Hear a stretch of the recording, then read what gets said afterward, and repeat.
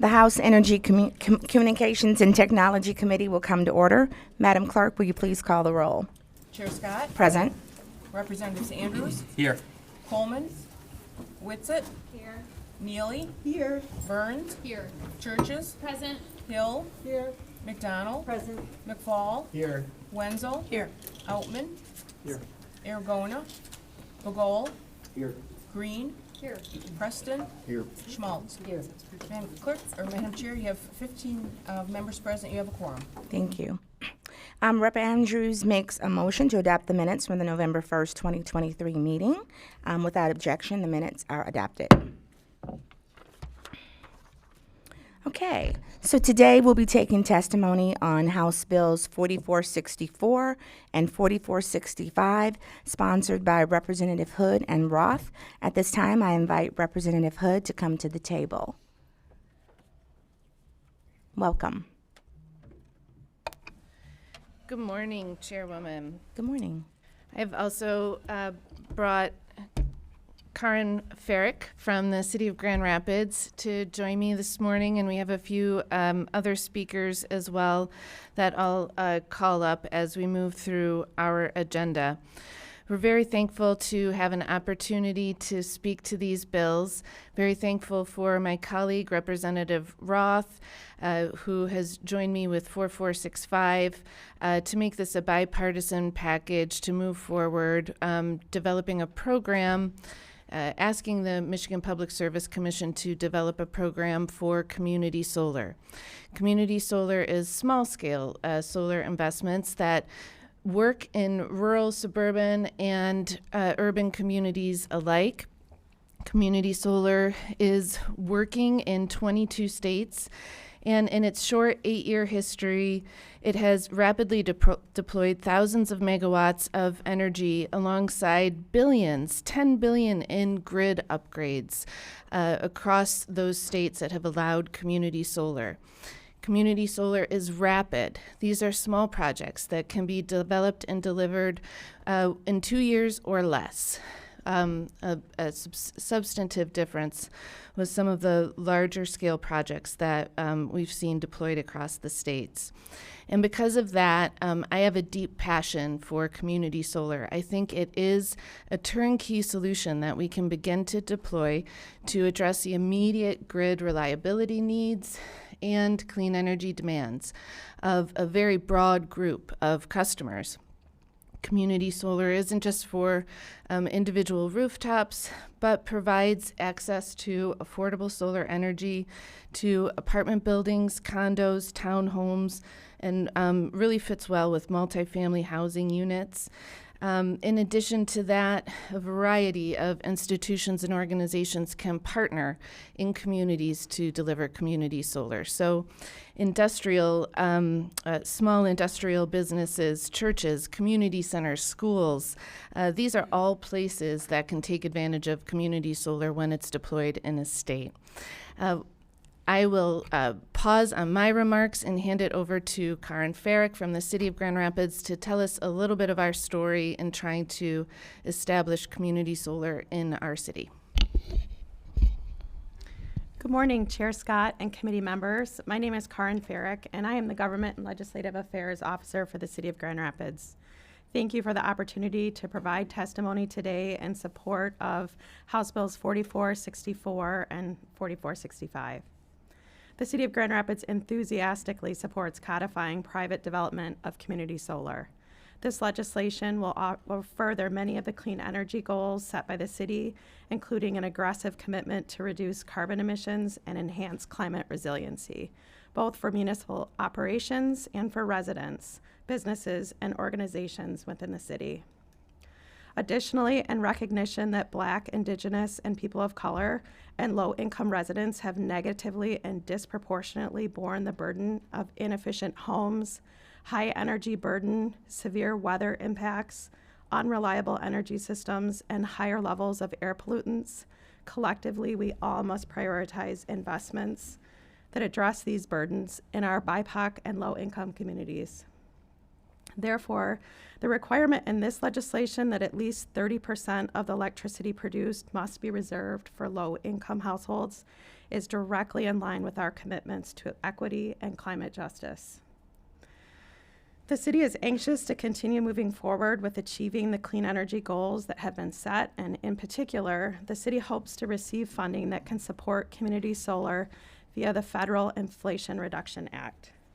The city has been seeking opportunities to deploy up to 16.5 megawatts of solar at our Butterworth landfill, which is a closed and fully remediated U.S. EPA Superfund site. The city is intending to release an RFI and RFQ for solar development at Butterworth next week and are looking to have solar developed as soon as possible.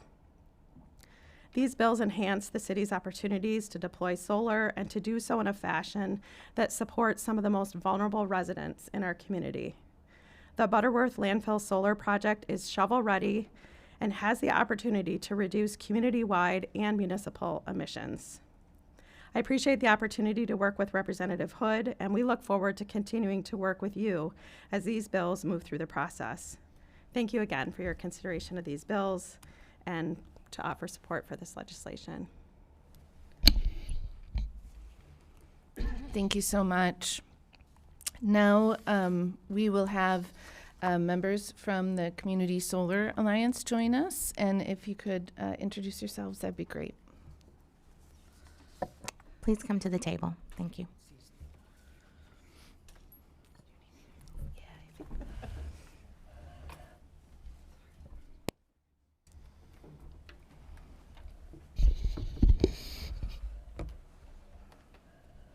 And if you can make sure your mic is on over there, that'd be great. Thank you. Good morning.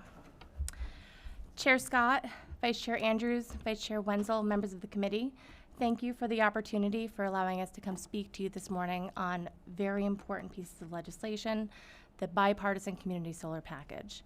My name is Caitlin Kelly O'Neill. I'm the policy director for ECA Solar. We are a solar developer based in Waltham, Massachusetts.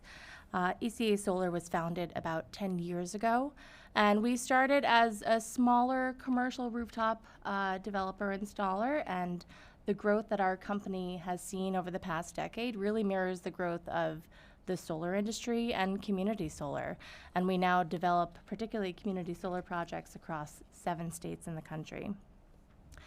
Personally speaking, I have also witnessed the growth and transformation that community solar can bring to states and to private citizens and companies in my time in the solar industry across government, nonprofit, and private institutions, and seeing this grow across the country. Community solar brings nothing but value to those states that implement it. As a distributed generation resource, it increases grid reliability, siting generation close to load, and it increases fuel diversity and helps the utilities by offsetting capital investments. It brings additional energy and capacity to the grid and brings infrastructure investments leveraging private capital.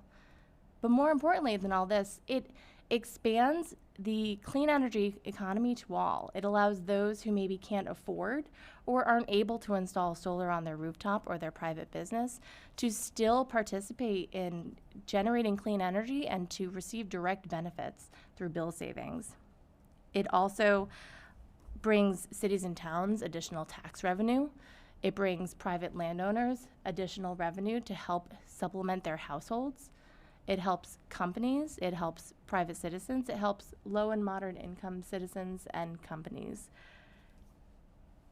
The benefits are many, and Michigan has the opportunity to join 22 states across the country in implementing a strong community solar program with the passage of these bills. I thank you for your time and consideration, and I'm happy to answer questions, but I'll pass it to my colleagues now. Thanks, Caitlin. Good morning. Thank you, Chairwoman Scott, members of the committee, for allowing me to submit supportive comments today on HB 4464 as well as 4465. My name is Bridget Callahan. I am a senior project developer for Summit Ridge Energy. I'm also a proud resident of Chair Scott's 7th House District in Detroit. Summit Ridge Energy is a long-term owner and operator of community solar assets. In the state of Michigan, we've already invested nearly $1 million, and we've either signed or we're in lease negotiation with 50 building owners as well as landowners that are all interested in hosting community solar projects here in Michigan. To paint the picture of what success may look like in Michigan, I'd like to draw on the example of Illinois. Summit Ridge Energy has an Illinois portfolio of over 200 projects, which supply over 90,000 homes with guaranteed savings on their energy bills. Our pipeline in Illinois has created thousands of family-sustaining jobs and has facilitated millions in economic investments. Most importantly, I'd like to draw attention to what that means for grid reliability. So that means that we have 200 places along the Illinois grid that will be modernized without ratepayer money. Our hope is to bring those same type of benefits to Michigan by enabling community solar through this legislation. Thank you for your time. Happy to answer any questions, and I'll turn it over to my colleague. Good morning, Chairwoman Scott, Vice Chair Andrews, and members of the House Committee on Energy, Communications, and Technology. Thank you so much for the opportunity to speak with you all today about the exciting opportunities presented by these bills. My name is Sarah Moon, and I'm a co-founder of FieldWorks Power. We're a community-scale solar developer like my colleagues. Our team has been involved in subscribing, developing, and operating community solar projects across the country since the very early days of the industry. Once the foundation for a true community solar program is established, we plan to invest significantly, again, like my colleagues, in developing community solar projects that will bring real savings, jobs, grid upgrades, and community and economic benefits to Michiganders. As you've already heard here, the benefits of community solar are significant. I do want to underscore that there's an incredible opportunity right now to leverage unprecedented federal incentives through the passage of these bills. Beyond the exciting opportunity offered by the Solar for All funding, which you guys have already heard a lot about, which is incredible, there's also something called the Low-Income Communities Bonus Credit that's available specifically for community solar projects that deliver meaningful benefits to low and moderate income households that we could be leveraging. In addition, interconnection costs are also eligible for the investment tax credit only for small-scale projects such as community solar. These grid upgrades paid for by developers like us and supported by those federal incentives provide meaningful reliability and resiliency improvements to the grid. Accessing these incentives will enable projects built on urban rooftops, brownfields, and in rural areas that will deliver more real benefits to the people of Michigan. I do want to underscore that these incentives are time-limited and will only be accessed by those states that have enabled functional programs. We have an incredibly exciting opportunity to bring this to Michigan, and thank you so much for the time and consideration to speak to it today. Thank you so much, Caitlin, Bridget, and Sarah. We'll have you join your seats, and then Justin Carpenter from the from the Energy Innovation Business Council will join us, and then I think we'll be able to take questions. Thank you. Thank you, Justin. Welcome. Hey, thank you. Morning, Chair Scott, members of the committee. Pleased to be back before you so soon to offer Michigan EIBC's support for House Bills 4464 and 4465. Thank you to the sponsors of these important bills for introducing them. Community solar is a great source of renewable energy generation that is currently untapped in Michigan. Community solar programs across the country create jobs and encourage investment, all while lowering costs for ratepayers, particularly those in multi-unit housing and in areas disproportionately affected by environmental injustices. Community solar programs work by providing residents the option to buy into a percentage of a solar project in the building or neighborhood that they live in, and in return receive a proportional benefit from the generation of the panels. What makes this such an effective program, particularly for low and middle income families, is that it provides cost savings to ratepayers without requiring them to have the capital and ability to install solar themselves. Community solar systems are all different in size, but generally they're larger than a residential rooftop and smaller than a utility scale solar program. project. This makes them viable to be built on the roof of an apartment complex, on brownfields, or in small fields or plots of land for more kind of spread out communities or neighborhoods. If these bills were signed into law, there would be opportunities for community solar across the state. Recently, Mayor Duggan in Detroit announced a plan to acquire a large amount of solar generation for the city. No matter what, this plan is going to be beneficial for the city itself, but it could be so much more impactful to its citizenry with a community solar option. However, without these bills, the only option for customers who live in the territories of investor-owned utilities is to sign up for utility programs, which don't include community solar options, don't save customers money, and don't respond to local demands for clean energy. This legislature has already taken massive steps to further our advanced energy industry here in Michigan, but now we must all look to right the wrongs of the past. The federal government's environmental justice screening tool shows that Detroit and other affected areas of traditional generation are currently in the 99th percentile for heart disease, asthma, and shortened life expectancy. And this is to say nothing for the economic inequality that impacts a lot of these same areas. Before us lies an opportunity to ensure that the future of energy in Michigan is an equitable one that gives power to all of its people. I'm available for any questions. Great. And then finally, I'll ask the folks from the Coalition for Community Solar Access to come up again to answer questions. Thank you.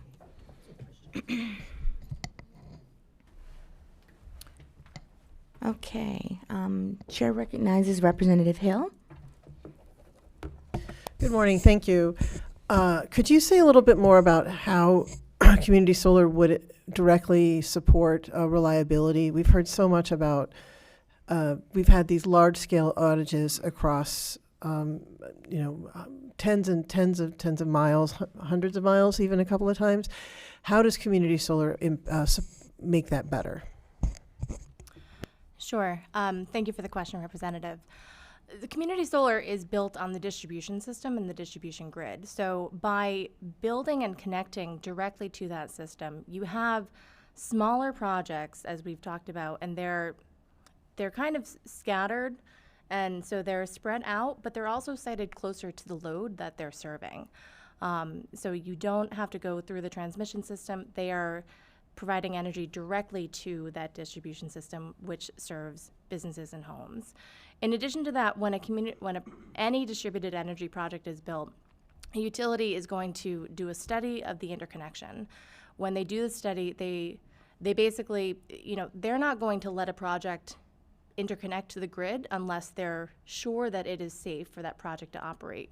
In doing so, the developer often pays a significant amount of money to update that section of the grid where it's interconnecting, making physical upgrades and improvements to the grid, thereby helping to increase the reliability.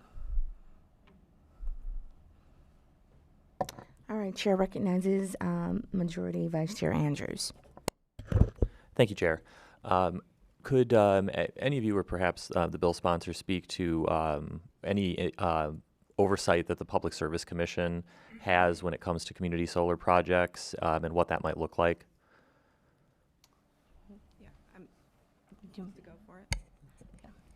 All the rules and implementation of these programs would be overseen and established by the Public Service Commission. So I know Representative Hood has been focused specifically on making sure that the language in these bills outline exactly what that would look like. So not only the establishment of a fair bill credit that would, again, fairly compensate these projects for the value that they're bringing, but significant consumer protection requirements, helping the utilities with those rules for interconnection, just like my colleague Caitlin just spoke about. So the PSC would have, complete jurisdiction over making sure that this is a program that really works for Michigan. Thank you.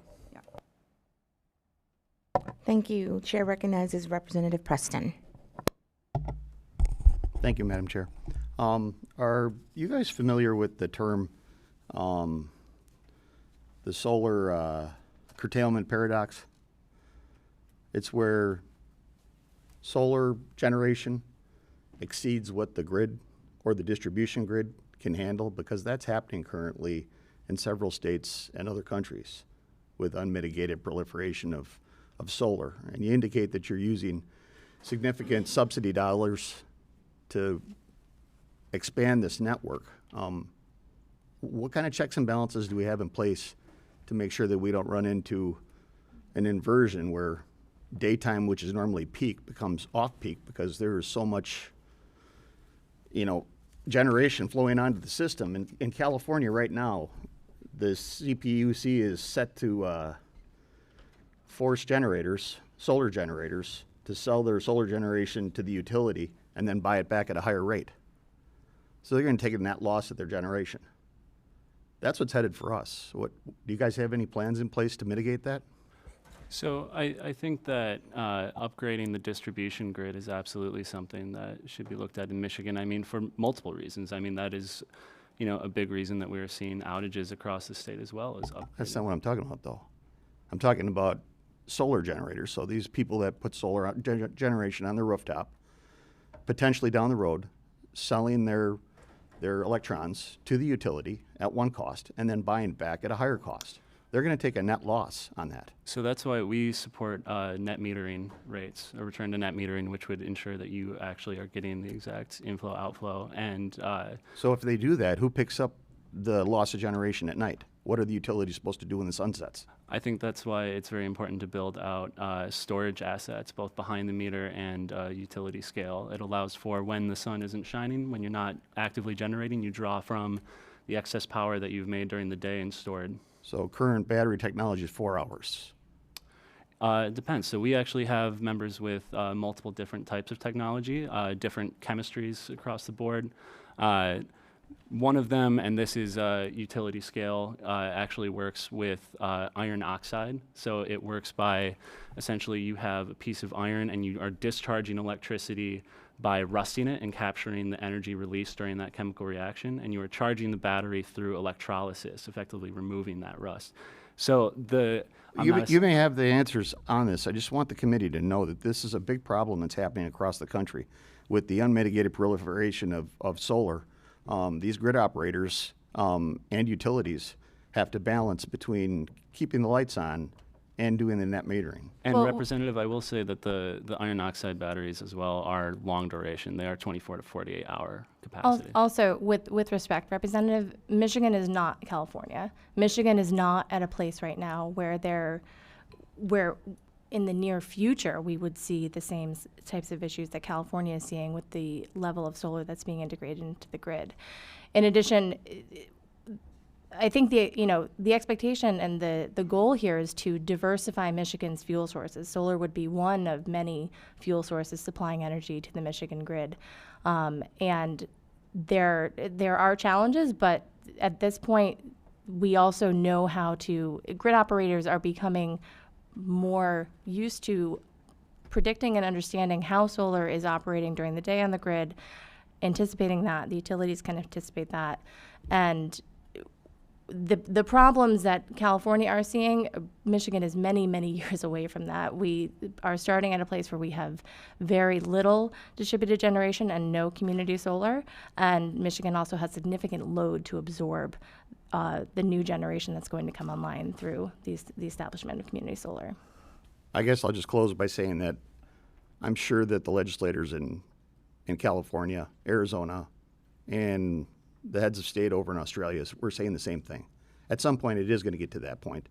And at some point, unmitigated solar is going to destabilize the grid.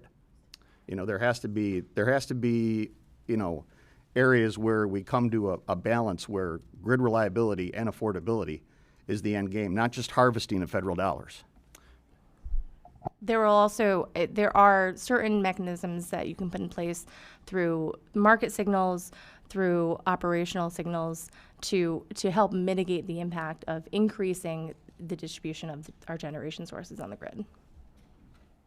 Thank you. Chair recognizes Minority Vice Chair Wenzel. Thank you, Madam Chair. I believe that these energy waste reduction bills that we passed, I think we passed actually last Thursday, do not diversify, like we were saying, our energy sources, but we can talk about that later. My question is for the gentleman, I forget your name, sorry. Are you guys already allowed, are these unregulated for-profit developers already allowed here? believe the answer is yes. So to my understanding, you already have access to the market. You can install these anywhere and sell into the MISO market, correct? So my point is, why is this legislation even necessary anymore? So the thing about community solar is that those specific programs and projects of that size, our regulatory framework doesn't really allow for that type of development. After the passage of Senate Bills 271 and 273, we're going to see a big increase in the residential kind of individual rooftop solar and utility scale solar, but this is kind of a sector of that market that remains untapped. So a lot of the developers here don't have really much of a market option because of the current regulatory framework to develop this. So that's why we think these bills are important. Most importantly, the primary tool by which community solar works is the creation of a bill crediting mechanism. And right now in Michigan, there is no such mechanism. There is no program to support community solar to be deployed in such a way. It isn't done through the MISO markets. It is done on the retail markets, on the distribution level. These are not transmission level projects or distribution, so it's through working with the distribution utility that you direct savings to customers and to companies. Thank you. Chair recognizes Representative Green. Thank you, Madam Chair. My question, so I have two actually. Would this take away revenue from the current energy providers? And my other one is, would this be subject to the local ordinances? So to your first question, it may take some revenue away, but I cannot stress enough that revenue loss to the utilities does not translate to cost to customers. There may be some revenue losses, but there are significant gains, and in most studies that have been conducted, community solar and distributed resources bring net benefits.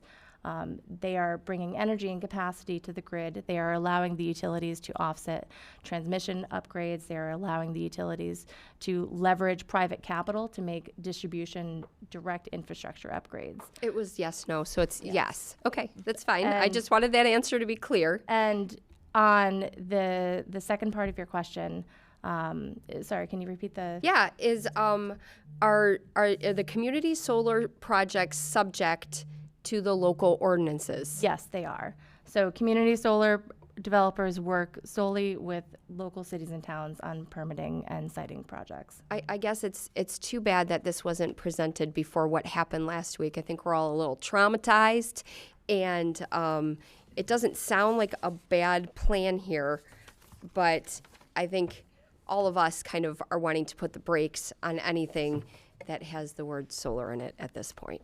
Thank you. I think it's a helpful point, Representative Green, and I totally understand what you're saying, but there is going to be a lot of solar development coming as a result of the package that was passed in the last week, which is, I think a huge step forward for the state of Michigan in clean energy development. But community solar could be a part of that mix, and more of the generation could be done cited at the local level if this legislation were to pass. A part of the whole piece of the pie that's already going to move forward as a result of the legislation passed. I guess this would have been a little bit more palpable than what happened last week for the Thank you. Michigan residents. Thank you. Thank you, Representative Green.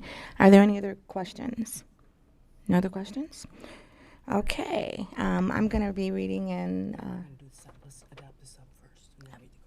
Okay, all right, we do have a substitute, H2, the House Bill 4464, that I'd like to adopt. Let's see. Representative Whitsitt moves to adopt the substitute. Madam Clerk, will you please call the vote? On the motion to adopt a substitute, Chair Scott?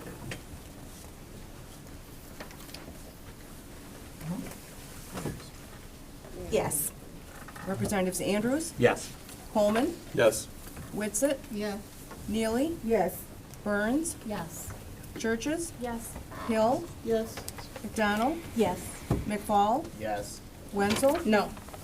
Outman? Pass. Aragona? Pass. Pagol? No. Green? No. Preston? No. Schmaltz? No. Madam Chair, you have 10 yeas, 5 nays, and 2 passes. The substitute H2 is adopted. Okay, thank you. We have a substitute for House Bill 5216. I- 4465. No, this one right here. Oh, sorry.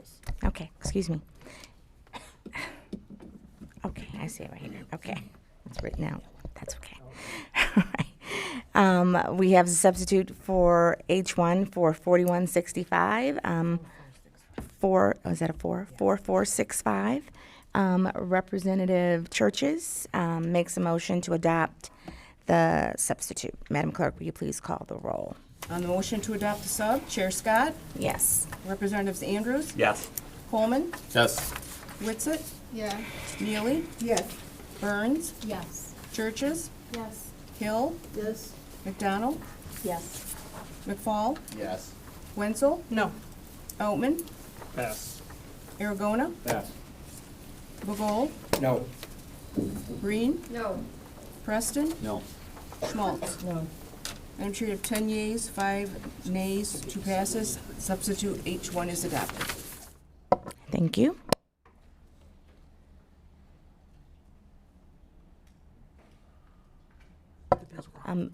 Chair goes at ease. One moment.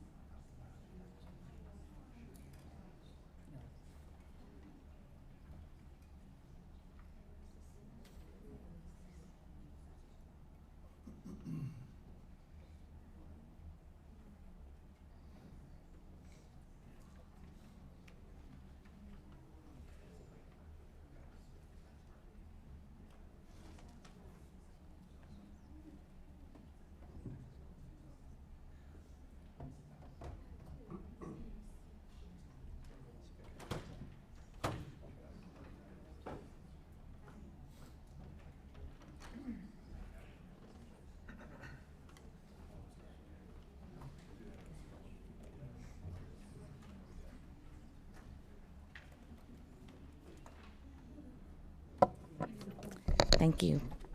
We are now back. All right. Today we'll be voting on House Bills 5216, 5218, 5220, and 5221. We have a substitute for House Bill 5216. Representative Hill makes a motion to adopt the sub. Madam Clerk, will you please call the vote?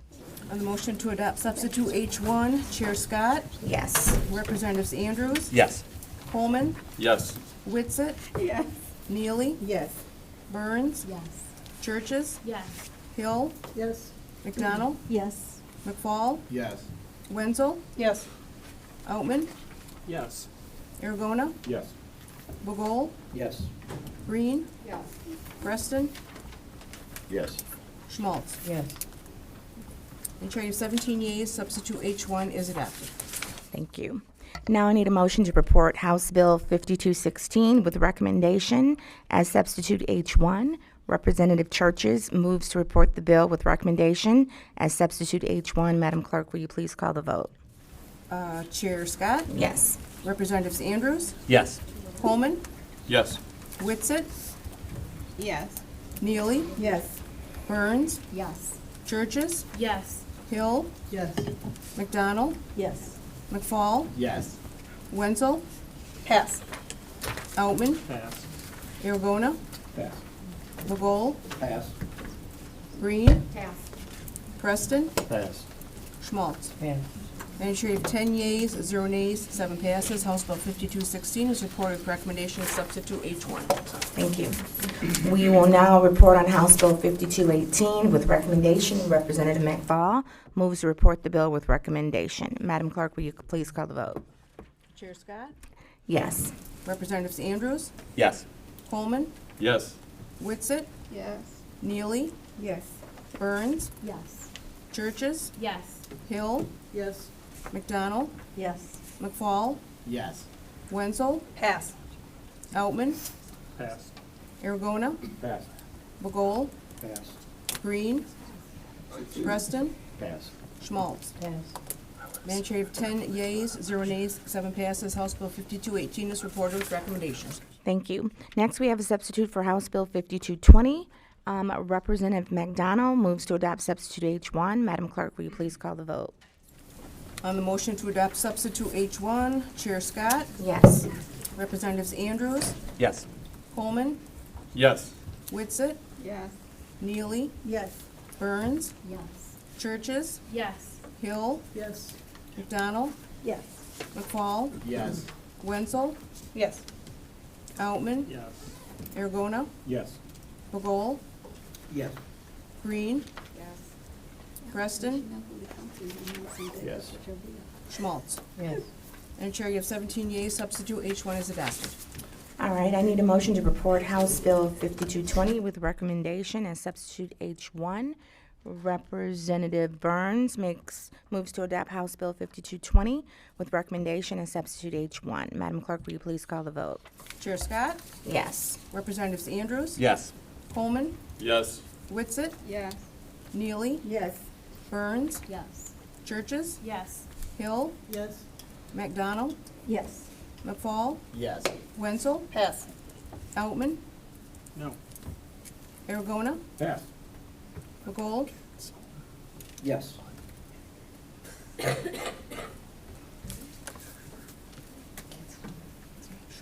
Green,